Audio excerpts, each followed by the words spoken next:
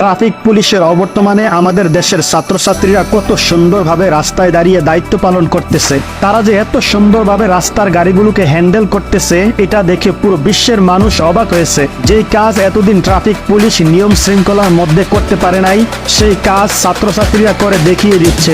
ছাত্রীরা যে এত সুন্দরভাবে ট্রাফিক পুলিশের দায়িত্ব পালন করবে তা কল্পনার বাইরে ছিল। ইনশাল্লাহ আশা করছি ছাত্রছাত্রীরাই আমাদের দেশের শান্তি ফিরিয়ে আনবে।